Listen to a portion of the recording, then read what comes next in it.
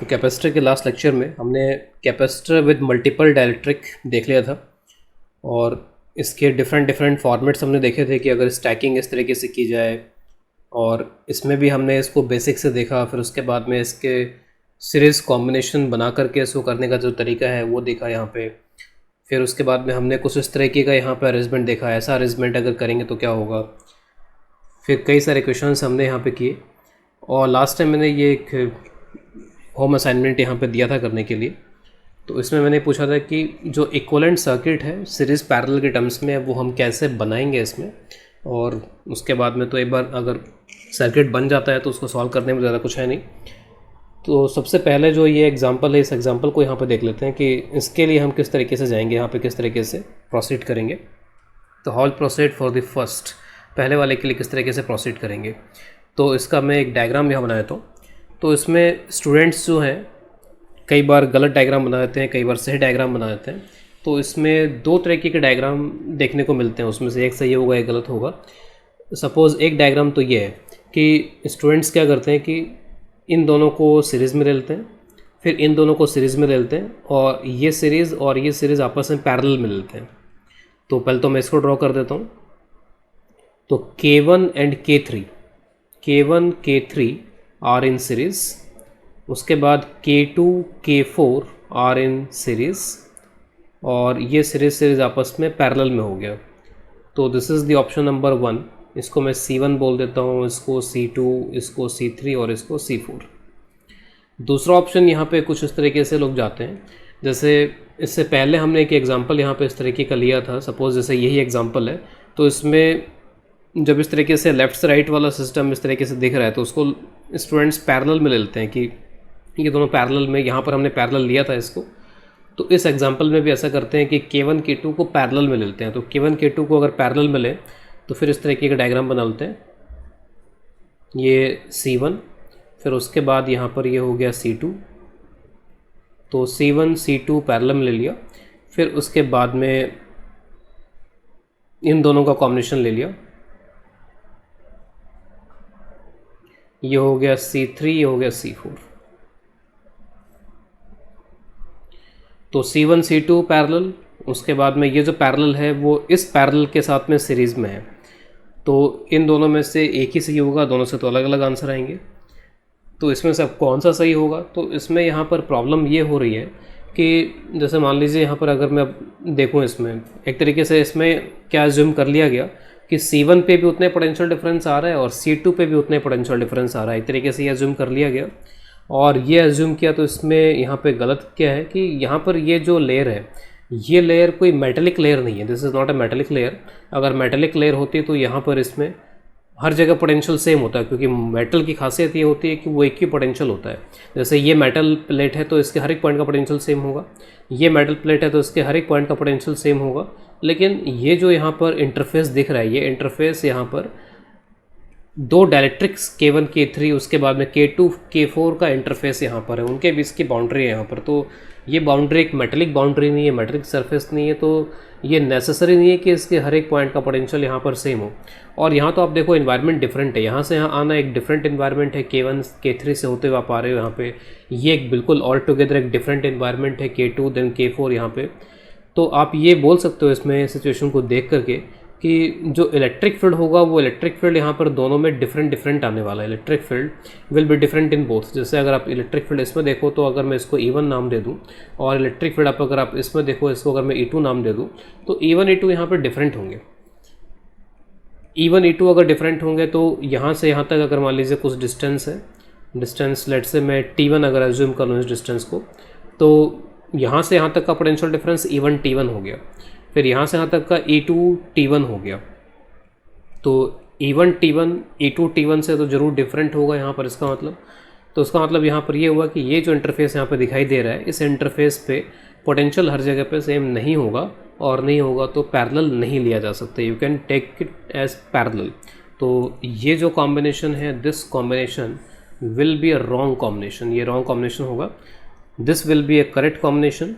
यानी कि अगर आप ऊपर वाली प्लेट से नीचे वाली प्लेट तक इसका यूज़ करते हुए आते हो तो ये दोनों सीरीज़ में हो गए, और टोटल मिलाकर के यहाँ से यहाँ और यहाँ से यहाँ का पोटेंशियल डिफरेंस जो है जो भी यहाँ पर बैटरी लगी होगी, जो भी कुछ है, तो यहाँ से यहाँ तक का वही पोटेंशियल डिफरेंस होगा और यहाँ से यहाँ तक का वही पोटेंशियल डिफरेंस होगा। लेकिन इंडिविजुअली इसमें पोटेंशियल ड्रॉप डिफरेंट होगा, इसमें पोटेंशियल ड्रॉप डिफरेंट होगा, फिर इसका पोटेंशियल ड्रॉप जो होगा इसके पोटेंशियल ड्रॉप से डिफरेंट होगा। और पोटेंशियल ड्रॉप अगर हमें निकालना है कि यहाँ से यहाँ तक कितना हुआ, तो जिस तरीके से हम कैपेसिटर सर्किट्स को सॉल्व करते हैं सीरीज़ पैरेलल में, तो उस तरीके सॉल्व कर सकते हैं। यहाँ पे कोई बैटरी वगैरह लगा ली है, कुछ भी कर लिया यहाँ पे, फिर उसके बाद में देखा कि जो भी पोटेंशियल डिफरेंस इन दोनों टर्मिनल्स पे यहाँ पे आ रहा है, तो पोटेंशियल डिफरेंस और उसके बाद में यहाँ पर ये दो पैरेलल में इस तरीके से कनेक्टेड है, तो उसमें देखा जा सकता है कि क्या क्या पोटेंशियल डिफरेंसेस यहाँ पर आएंगे इसमें।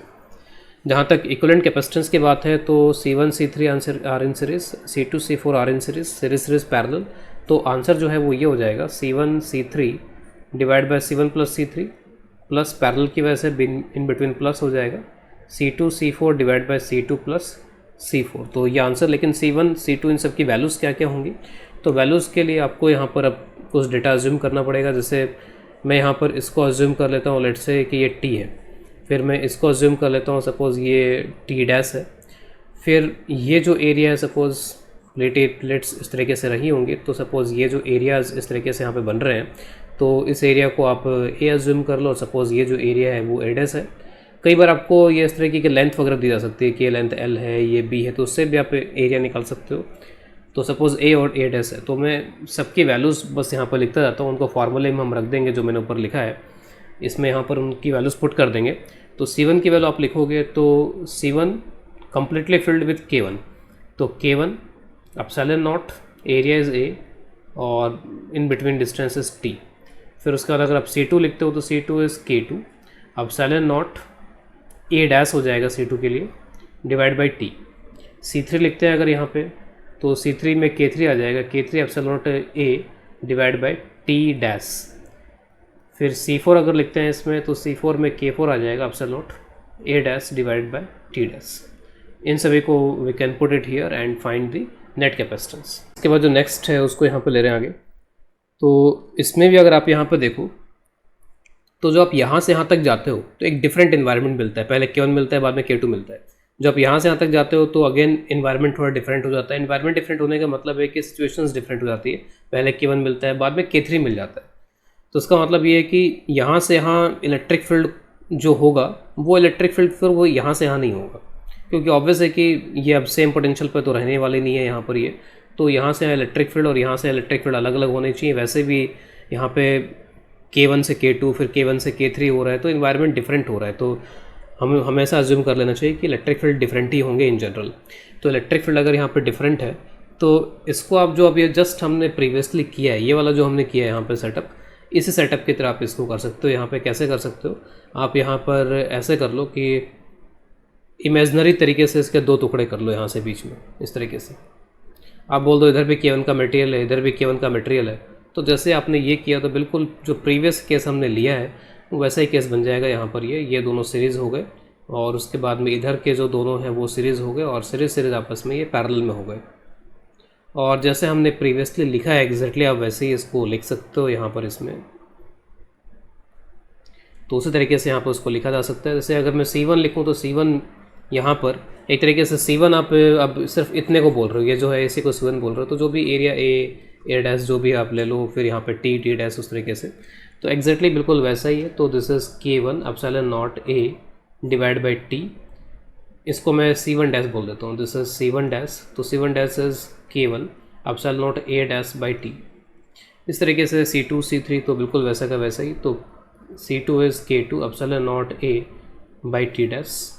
फिर इसी तरीके से C3 अगर आप लिखो यहाँ पे, तो C3 is K3 epsilon naught A dash divide by T dash.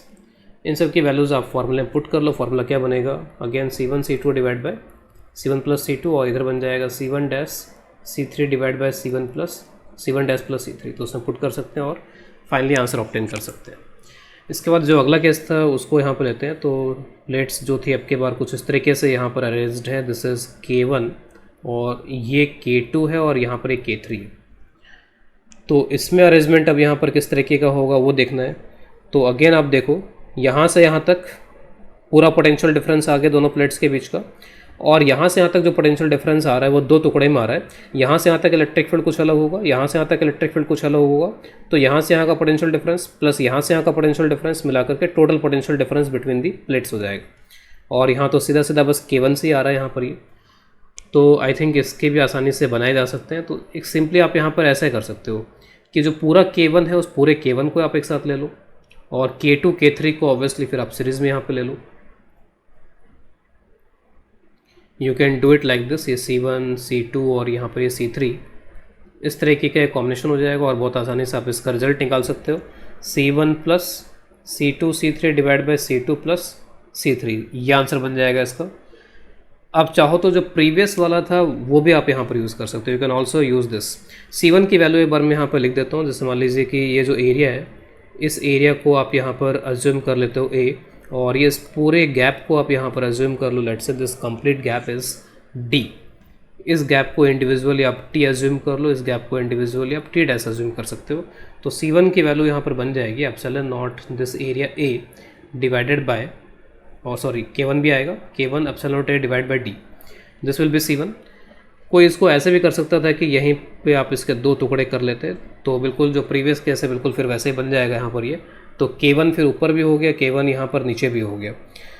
तो फिर आप इन दोनों के हिसाब से अब यहाँ पे चलो इसमें, तो इसका अलग से डायग्राम बनाया था मैं। तो इसका डायग्राम फिर आप कुछ ऐसे बनाओगे, सपोज़ ऊपर वाले को आप C1 बोल दो, नीचे वाले को आप C1 डैश बोल दो, C1 डैश, और फिर उसके बाद में फिर बाकी वैसे के वैसे ही C2 एंड C3। तो this can also be done like before. अब यहाँ पे C1 और C1 डैश जो यहाँ पर है, C1 और C1 डैश, उनका रिजल्ट इस C1 के बराबर ही आना चाहिए। साफ साफ दिख रहा है मुझे कि इन दोनों को यहाँ पर लाया गया है इस अकेले के बदले में। तो अकेला यहाँ C1 था यहाँ पर, और इन दोनों का कॉम्बिनेशन है अब। तो ये जो C1 और C1 डैश है उसका रिजल्टेंट इसके बराबर आना चाहिए। तो लेट अस सी दैट कि वो आ रहा है कि नहीं आ रहा उस तरीके का रिजल्टेंट, अगर हम इस तरीके से जा रहे हैं तो इसके अकॉर्डिंगली जो C1 होगा वो क्या हो जाएगा, again K1 epsilon not, K1 epsilon not, area is A, और जो डिस्टेंस है वो हो जाएगा T। फिर उसके बाद अगर आप C1 डैश को देखो तो C1 dash will be K1 epsilon not, area is A and distance is T dash. Obviously series में है तो 1/c इक्वलेंट इन दोनों का, तो क्या कॉमन आ जाएगा, 1/एप्सिलॉन नॉट A, K1 भी कॉमन आ जाएगा, और ऊपर T प्लस T डैश आ जाएगा। जो T प्लस T डैश है आप देख सकते हो D के बराबर हो जाएगा। तो D upon K1 epsilon naught A, इसका जब जस्ट रिवर्स कर देंगे तो आप देखोगे कि इसके बराबर ही आ जाएगा फिर वो। तो आप किसी भी तरीके से कर लो, तो ये इस तरीके से यहाँ पर इनके इक्वलेंट बनाए जा सकते हैं। तो डाइलेक्ट्रिक विद कैपेसिटेंस में अब तक हमने जो मैक्सिमम या सभी के सभी जो केसेस लिए थे वो पैरेलल प्लेट कैपेसिटर के थे। उन सभी कॉन्सेप्ट्स को आप एक्सटेंड कर सकते हो स्फेरिकल कैपेसिटर्स के लिए भी, क्योंकि उसमें भी आपको वही काम करना है। अगर आपको कैपेसिटेंस कैलकुलेट करना है तो ultimately C is equal to Q/V करना होगा, और V निकालने के लिए you need the electric field, और इलेक्ट्रिक फील्ड को आप D कैलकुलेट करके और D से फिर आप E कैलकुलेट कर सकते हो, या फिर अगर आप सीरीज़ पैरेलल आपको दिख जाता है तो सीरीज़ पैरेलल से भी उसको किया जा सकता है, जैसे हमने प्रीवियसली पैरेलल प्लेट कैपेसिटर के लिए देखे हैं। तो मैं एक बहुत ही सिंपल सा एग्जांपल ले रहा हूँ, इसके कई सारे एग्जांपल आपको HCV में मिल जाएंगे। तो आप जब उनको करोगे तो आप उसमें अपने हिसाब से उसको आपको प्रैक्टिस करना होगा। तो मैं अभी एग्जांपल डेलिबरेटली ज़्यादा डिफ़िकल्ट एग्जांपल इसके नहीं ले रहा हूँ, जिससे कि आप उस पर अपना माइंड लगा सको। तो let us take this a very simple example. इसमें आपको साफ साफ दिख जाएगा कि ये जो हमारा स्टैंडर्ड स्फेरिकल कैपेसिटर था वही है यहाँ पर ये, और इसमें ये दो टर्मिनल्स होते हैं स्टैंडर्ड कैपेसिटर में। एक जगह प्लस Q चार्ज हो जाएगा, एक जगह माइनस Q चार्ज हो जाएगा। तो there will be a plus Q and minus Q charge. Let us see that it is plus Q और यहाँ पर एक माइनस Q है। और ये हमेशा जो फेसिंग सर्फेसेज हैं, जैसे ये वाली सरफेस है, इधर इस सरफेस और इस सरफेस पे होते हैं यहाँ पर ये चार्ज, तो उसी तरीके से होंगे, लेकिन दिखाने के हिसाब से let us put it here, इसको सही कर लेते हैं। तो ये चार्जेस हमेशा इनर फेसिंग सर्फेसेस पे ही होते हैं। तो इलेक्ट्रिक फील्ड आप निकाल सकते हो। इलेक्ट्रिक फील्ड कैलकुलेट करना हम सीख चुके हैं यहाँ पे, और मैं डायरेक्टली लिख देता हूँ कि अगर आप इलेक्ट्रिक फील्ड निकालते हो तो इतना आएगा, electric field is Q divided by 4πε0 kr²। इससे आप पोटेंशियल डिफरेंस निकाल के Q/V कर सकते हो। ये फिर आपको सीधा सीधा यहाँ पर दिख रहा है कि जो हमने स्टार्टिंग में यहाँ पर इस तरीके का एक अरेंजमेंट लिया था फुल्ली फिल्ड वाला जो अरेंजमेंट लिया था, ये वैसा ही अरेंजमेंट है, it is fully filled. Gap between the two conductors is fully filled. अगर फुल्ली फिल्ड है तो उस केस में डायरेक्टली के टाइम्स हो जाएगा। आपको साफ साफ दिख रहा है कि हर एक कैलकुलेशन में एप्सिलॉन नॉट के साथ में के आ रहा है यहाँ पर। ये जो के है ये हर एक कैलकुलेशन में आएगा, पूरी कैलकुलेशन में आता रहेगा यहाँ पर। तो सी का जो आंसर है तो बिल्कुल वैसा का वैसे आ जाएगा, बस ये साथ में के आ जाएगा यहाँ पे। तो R1 R2 divided by R2 minus R1, this is the capacitance for this arrangement. तो let us take next example. तो ये एग्जांपल मैंने जो लिया है, इसमें कई बार क्या होता है, जो हमारा डायलेक्ट्रिक कांस्टेंट होता है वो कांस्टेंट भी एक वेरिएबल होता है, यानी कि डिफरेंट डिफरेंट लोकेशंस पे वो यूनिफॉर्म नहीं रहता है और चेंज हो रहा होता है। तो चेंजिंग डायलेक्ट्रिक कांस्टेंट का केस एक मैं यहाँ पर ले रहा हूँ। इन सभी को सीरीज़ पैरेलल का यूज़ करके सॉल्व कर सकते हैं। तो कैसे कर सकते हैं उसका एक एग्जांपल यहाँ पर है। इसमें डायलेक्ट्रिक कांस्टेंट वेरी कर रहा है और किस पैरामीटर के अकॉर्डिंग वेरी कर रहा है, इस एक्स के अकॉर्डिंग। तो एक्स के अकॉर्डिंग डायलेक्ट्रिक कांस्टेंट वेरी कर रहा है। जो आप इधर से इधर जाते हो तो डायलेक्ट्रिक कांस्टेंट वेरी करता जा रहा है और उसके वेरी करने की यहाँ पर ये एक इक्वेशन दी गई है, C is equal to some C naught 1 + x/a।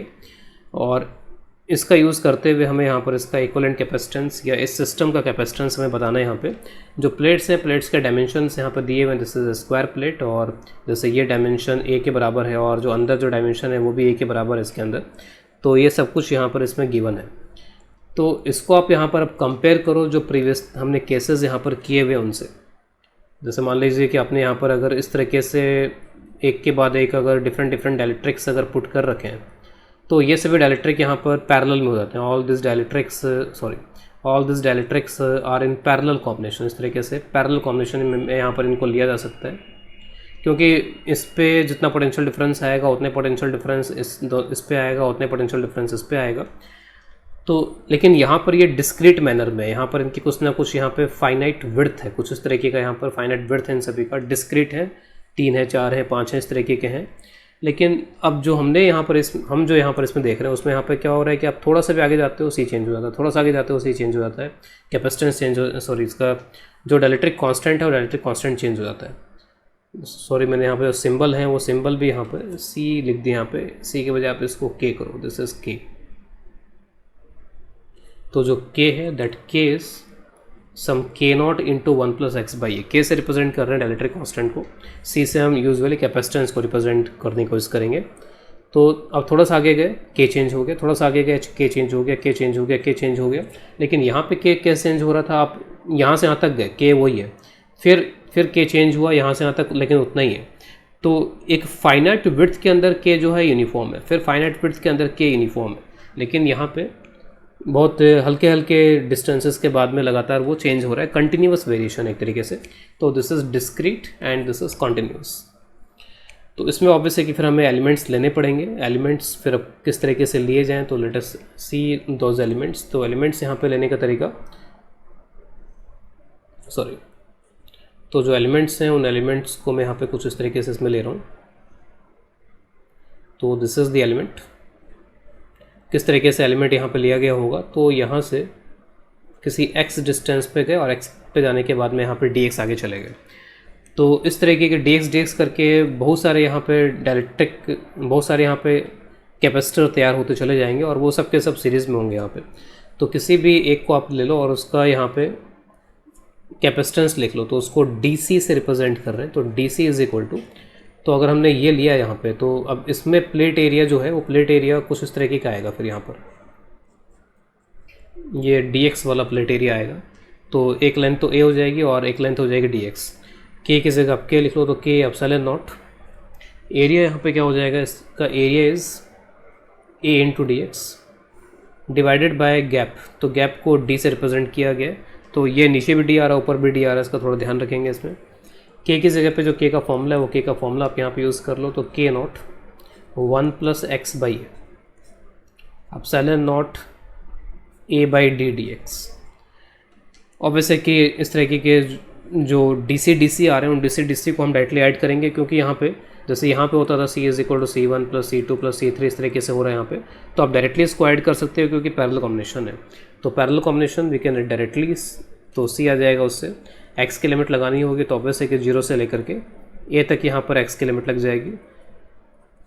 तो जो भी कांस्टेंट है उनको आप बाहर कैरी कर लो और अंदर यहाँ पे क्या क्या बचेगा इसमें, तो अंदर बचने वाली क्वांटिटी एप्पल तो इसको इंटीग्रेट कर लो तो x plus x square by 2a 0 to a, तो a प्लस a बाई 2 यानी कि 3a/2 हो जाएगा और 3/2 k not epsilon naught a square by D. तो ये इसके नेट कैपेसिटेंस का आंसर होगा। एग्जैक्टली इसी तरीके का सिस्टम यहाँ पर ऐसा हो सकता था कि जो k है वो k इसके साथ वेरी करे। इसको आप सपोज़ ये y वगैरह ज्यूम कर लो कुछ, तो जो आप इस प्लेट से इस प्लेट तक जाते हो तो k वेरी करे, तो उसके लिए भी आप कुछ इस तरीके का फंक्शन ले सकते हो। बस x की जगह y कर लो और a की जगह d कर दो, जिससे कि कैलकुलेशन थोड़ी आसान हो जाती है। तो y/d कर लो इसको आप, तो उसके लिए भी आप सॉल्व करके देख सकते हो। तो ऑब्वियस है कि जब आप इस तरीके से वेरी करवाते हो, तो जब इस तरीके से स्टैकिंग होती है, तो ऐसे जब स्टैकिंग होगी तो आप उसको सीरीज़ में लोगे, तो सीरीज़ के अकॉर्डिंग आप उसको सॉल्व करके देख सकते हो। तो next topic in dielectric is force by external agent while inserting dielectric slab. तो सपोज ये कैपेसिटर की प्लेट्स हैं और कैपेसिटर की प्लेट्स के बीच में जो स्पेस है, एग्जैक्टली उस स्पेस के डायमेंशन के बराबर की यहाँ पे एक डायलेक्ट्रिक स्लैब को हमें इंसर्ट कराना है। जब मैंने बोला यहाँ पे उसी का बिल्कुल एग्जैक्ट डायमेंशन होना चाहिए, तो इसका मतलब यहाँ पर ये है कि इसकी जो थिकनेस है वो थिकनेस यहाँ पर डी के बराबर है और इसकी जो प्लेट डायमेंशन है वो इसकी जो डायमेंशन है डायलेक्ट्रिक स्लैब की, वो प्लेट के डायमेंशन के बराबर है। जैसे प्लेट के डायमेंशन को मैंने यहाँ पे दिखा रखा है एल लेंथ, और जो अंदर की साइड में जो विड्थ है, जो कि या जो भी यहाँ पे लेंथ या विड्थ है जो कि डायग्राम में नहीं दिखाई देती है, वो बी के बराबर है। तो एग्जैक्टली इसी डायमेंशन की ये यहाँ पर डायलेक्ट्रिक स्लैब है। तो इसको यहाँ पर इंसर्ट कराना है और we are inserting it slowly. जो एक्सटर्नल एजेंट है वो इसको स्लोली यहाँ पर इंसर्ट करा रहा है और इसमें दो केसेस में लेके चलूँगा। पहला केस यहाँ पर ये कि बैटरी जो है वो कनेक्टेड है, और दूसरा केस यहाँ पर होगा आइसोलेटेड कैपेसिटर का, जो कि पहले से चार्ज था और उसके बाद में उसमें उसको अलग करके चार्ज कर दिया, फिर अलग कर दिया, फिर उसके बाद में डायलेक्ट्रिक स्लैब इंसर्ट किया। तो ये वाला केस जब हम समझ लेंगे तो उससे डायरेक्टली उसको भी समझना आसान रहेगा।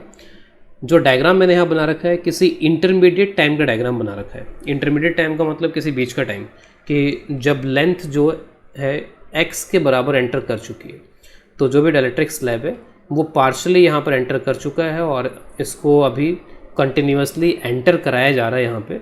तो कोई बीच का इंस्टेंट मैंने यहाँ पर ले लिया, उस बीच के इंस्टेंट पे हम देखेंगे कि कितना फोर्स लगाना पड़ रहा है।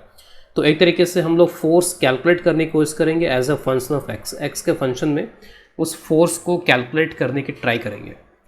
अब फोर्स तो ठीक है हम कैलकुलेट कर लेंगे, लेकिन फोर्स लग कैसे रहा है। हो सकता है कि हम फोर्स कैलकुलेट ना कर पाएँ, कि फोर्स यहाँ पर डायरेक्टली कैलकुलेट ना कर पाएँ, जैसे हम फ्री बॉडी डायग्राम वगैरह से करने की अगर कोशिश कर रहे हैं तो।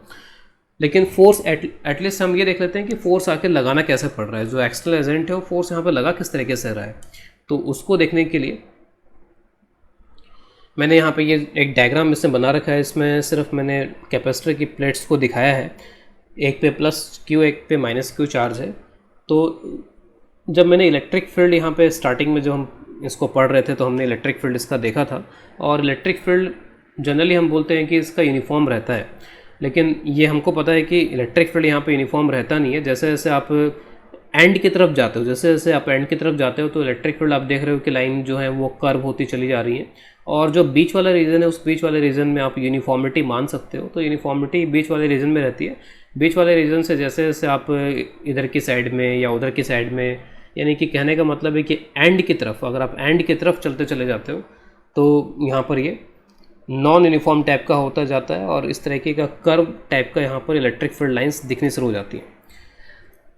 तो यहाँ पर आपको फोर्स को एक्सप्लेन करने के लिए फ्रिंजिंग इफेक्ट को यहाँ पर अकाउंट में लेना पड़ेगा। You have to take in account the fringing effect, तभी आप यहाँ पे फोर्स को एक्सप्लेन कर पाओगे, क्योंकि रियलिटी में तो फ्रिंजिंग इफेक्ट होता ही है।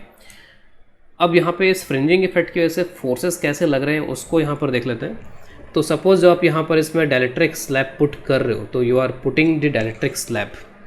तो डायलेक्ट्रिक स्लैब जब आप यहाँ पर इसे पुट कर रहे हो, जैसे मान लीजिए मैंने डायलेक्ट्रिक स्लैब का डायग्राम बनाया यहाँ पर इसमें, तो ये जो डायलेक्ट्रिक स्लैब है उसमें यहाँ पर नेगेटिव चार्ज इंड्यूस हो जाता है, यहाँ पे पॉजिटिव बाउंड चार्ज इंड्यूस हो जाता है। अब इलेक्ट्रिक फील्ड यहाँ पर, जो electric field at this particular point है वो किस तरीके से है, तो उसको मैं अलग से यहाँ पर डायलेक्ट्रिक स्लैब बना के दिखाता हूँ।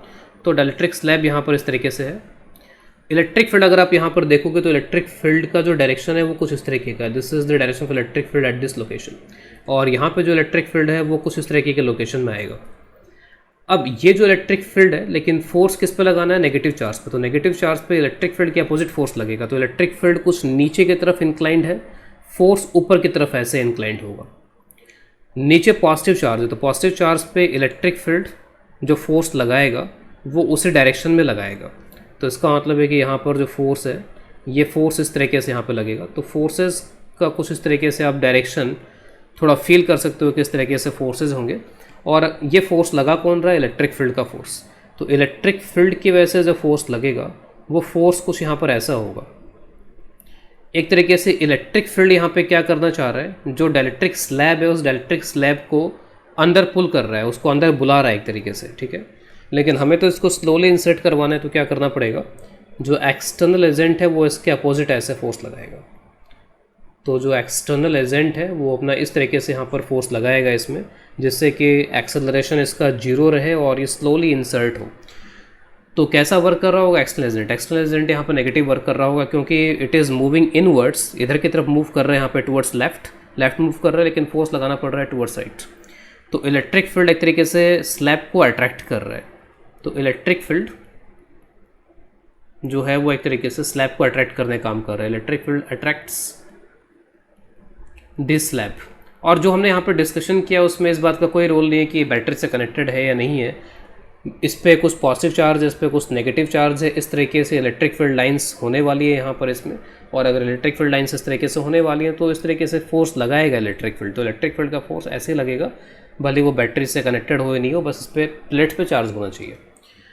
तो एक बार हमने अब यहाँ पे थोड़ा सा ये आइडिया लगा लिया यहाँ पर कि क्यों फोर्स लग रहा है, तो फोर्स को एक्सप्लेन करने के लिए हमने किसका यूज़ किया, आप इसका जरूर ध्यान रखो, we have use the fringing effect. Fringing effect को अकाउंट में लेके हम यहाँ पर इस फोर्स को एक्सप्लेन कर पा रहे हैं, we are explaining this force. अगर हम फ्रिंजिंग इफेक्ट को अकाउंट में नहीं लें तो क्या फोर्स एक्सप्लेन हो पाएगा। तो सपोज़ ये दो प्लेट्स हैं, हम फ्रिंजिंग इफेक्ट को अगर नहीं लेंगे तो फिर इलेक्ट्रिक फील्ड लाइन्स इस तरीके की होंगी, तो उस केस में जो भी फोर्स लगेगा वो फोर्स या तो अपवर्ड होगा या डाउनवर्ड होगा यहाँ पर, यानी कि प्लेट्स के परपेंडिकुलर होगा फोर्स।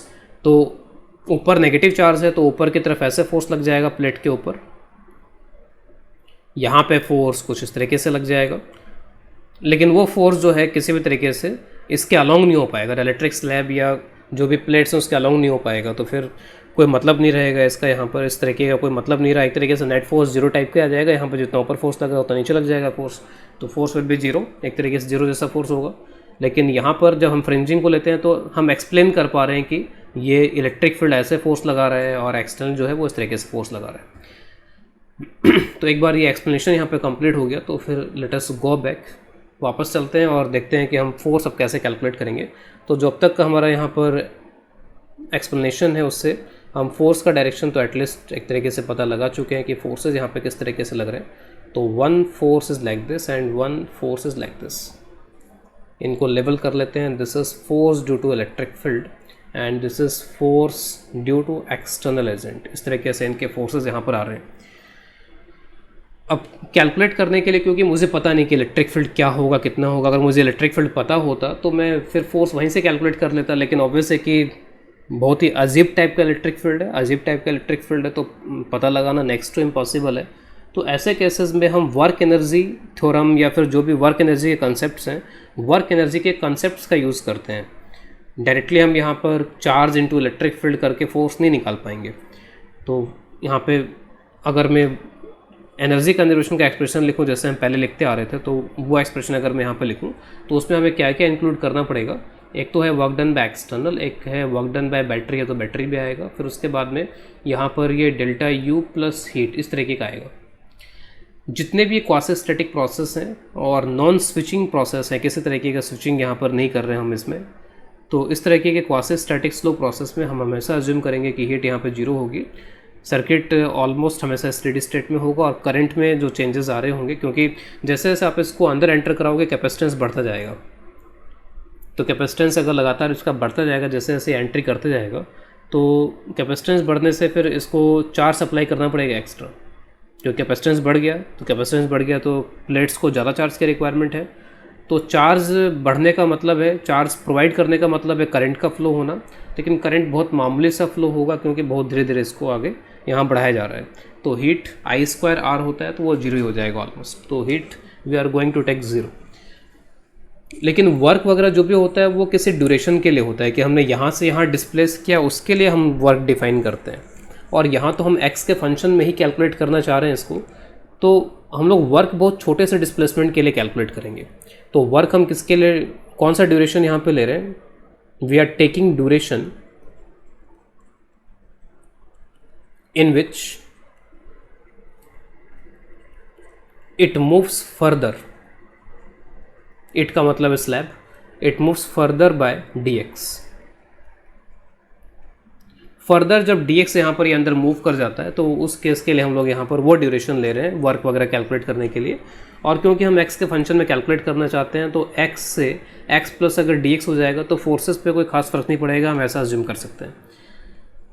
तो फिर मैं सबको d में कन्वर्ट कर देता हूँ, dw एक्सटर्नल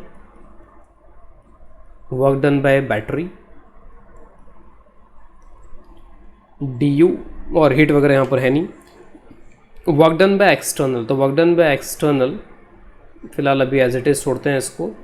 बैटरी का जो वर्क डन होता है, हमने लास्ट क्लास में भी एक एग्जांपल लिया था कि यहाँ पे कैपेसिटेंस एक तरीके से चेंज होता जाता है, जैसे आप इसको अंदर मूव कराओगे कैपेसिटेंस चेंज होगा। कैपेसिटेंस चेंज होने से जितना कैपेसिटेंस में चेंज आए, क्योंकि कितना चार्ज फ्लो कराना पड़ेगा इसको, चार्ज का डिफरेंस कितना चाहिए, C final minus C initial into V, इतना चार्ज का डिफरेंस क्रिएट हो जाएगा, यानी कि डेल्टा C इंटू V, इतना एक्स्ट्रा चार्ज फ्लो कराना पड़ेगा। और उसको अगर आप V से मल्टीप्लाई कर दोगे तो यही एक तरीके से बैटरी का वर्क हो जाएगा। तो डेल्टा C को मैं यहाँ पर एक तरीके से DC से रिप्रेजेंट कर देता हूँ, dCV²। Change in potential energy क्या होगा, तो V तो कांस्टेंट है, पोटेंशियल डिफरेंस कांस्टेंट है, तो हाफ DC इंटू V²। आप लास्ट लेक्चर में जो सॉल्व एग्जांपल्स हैं उनको आप देखोगे तो ये जो टर्म्स में लिख रहा हूँ वो क्लियर हो जाएंगे कैसे लिखे जा रहे हैं। तो जो dW एक्सटर्नल है यहाँ से वो इतना आ जाएगा, dW external this is equal to -12 dCV²। और इसको समझने के हिसाब से आप ऐसे भी लिख सकते हो कि इट इज़ -du। तो जब भी बैटरी कनेक्टेड होती है तो आप देखोगे कि जो वर्क डन बाय एक्सटर्नल है वो -ΔU के बराबर आ जाता है अल्टीमेटली। तो जो वर्क डन बाय एक्सटर्नल है वो नेगेटिव है, तो आप इसको ऐसे लिख सकते हो -F external into dx, this is dW external, क्योंकि जा तो रहा है लेफ्ट में लेकिन फोर्स लग रहा है राइट में। This is -12 dCV²। यहाँ से F एक्सटर्नल का एक्सप्रेशन आ गया आपके पास में, हाफ dC/dx V²। dC/dx एक तरीके से x के साथ साथ कैपेसिटेंस किस तरीके से चेंज हो रहा है ये है, तो आपको dC/dx यहाँ पे पता करना पड़ेगा। और dC/dx पता करने का तरीका, तो जैसे अगर कैपेसिटर में ये अगर इस तरीके से दो डायलेक्ट्रिक अगर होते हैं तो इनको सीरीज़ में लेके कर लेते हैं। तो यहाँ पे तो क्या है, एक ये जो हिस्सा है यहाँ पे तो ये तो वैक्यूम है, और इतना ये जो हिस्सा आप इसको लो, बाकी हिस्से को यहाँ पर हम कैपेसिटर का पार्ट नहीं मानते, और अभी हम मान के चलेंगे कि यहाँ पर कोई इफेक्ट नहीं है, किसी भी तरीके का इलेक्ट्रिक फील्ड वगैरह यहाँ पर नहीं पहुँचा एक तरीके से।